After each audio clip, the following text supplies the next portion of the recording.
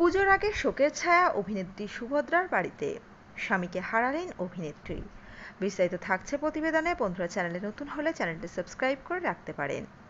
পুজোর আগেই পরিবারের শোকের ছায়া নামল ছোট পর্দার জনপ্রিয় অভিনেত্রী সুভদ্রা মুখোপাধ্যায়ের। সোমবার সকালে ঘুম থেকে উঠতে না উঠতেই মৃত্যুর মুখে ঢলে পড়েন অভিনেত্রীর স্বামী।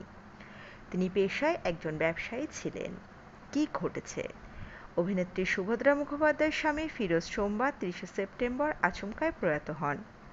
পুজোর ঠিক মুখেই তাই স্বাভাবিকভাবেই অভিনেত্রীর পরিবারে শোকের ছায়া নেমে এসেছে।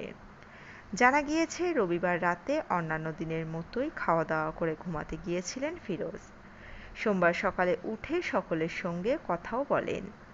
আর 4-5টা দিনের মতোই শুরু করেছিলেন তার দিনটা, কিন্তু তারপরই এমন বিপত্তি ঘটে যাবে কেউ বোধহয় আশাও করেননি।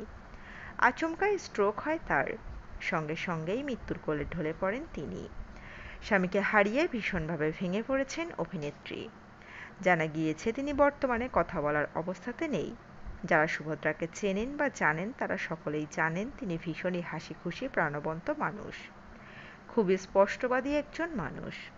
কিন্তু পুজোর আগে এমনটা ঘটবে কেউ আশাও করেননি।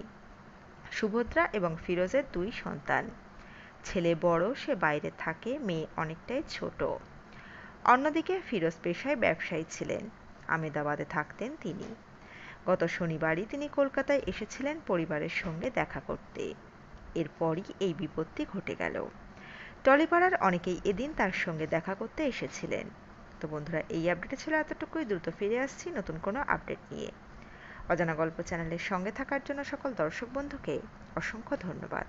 দেখতে থাকুন, চোখ রাখুন অজানা গল্প চ্যানেলে।